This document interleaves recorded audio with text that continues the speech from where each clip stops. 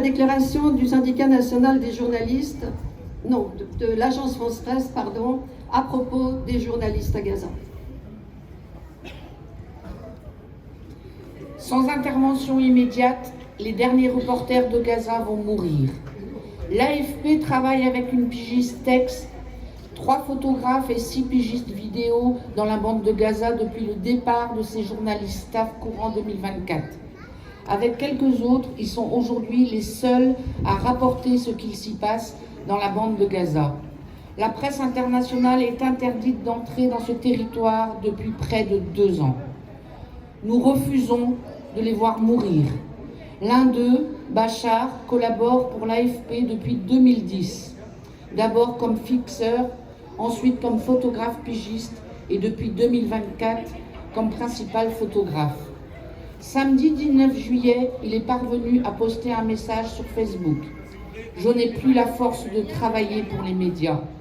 Mon corps est maigre et je ne peux plus travailler. » Bachar, 30 ans, travaille et vit dans des conditions égales à celles de tous les Gazaouis, allant d'un camp de réfugiés à un autre camp au gré des bombardements israéliens. Depuis plus d'1 an, il vit dans le dénuement le plus total et travaille en prenant d'énormes risques pour sa vie. L'hygiène est pour lui un problème majeur, avec des périodes de maladie intestinale et sévères.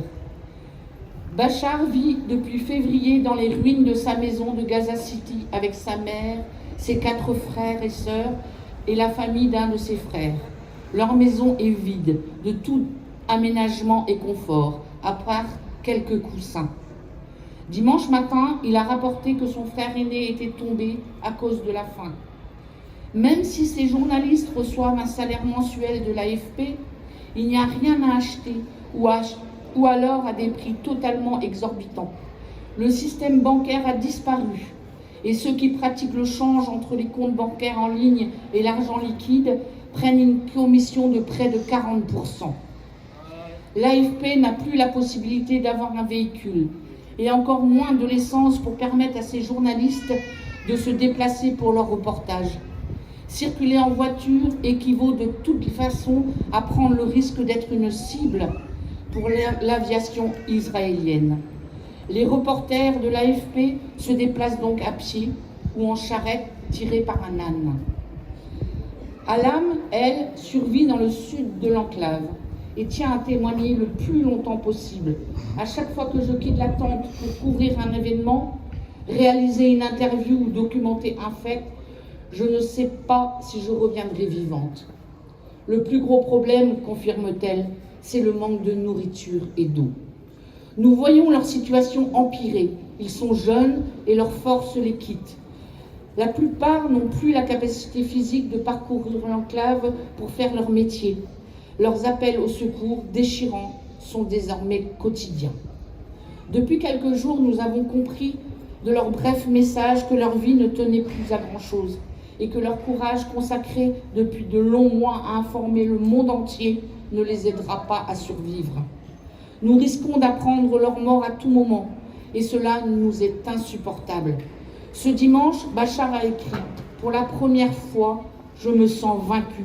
Plus tard dans la journée, il a dit à l'un de nous qui le remerciait d'expliquer ce que nous vivons au quotidien entre la mort et la faim.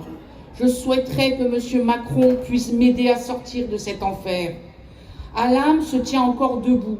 J'essaye de continuer à exercer mon métier, à porter la voix des gens, à documenter la vérité face à toutes les tentatives pour la faire taire. Ici, résister n'est pas un choix, c'est une nécessité.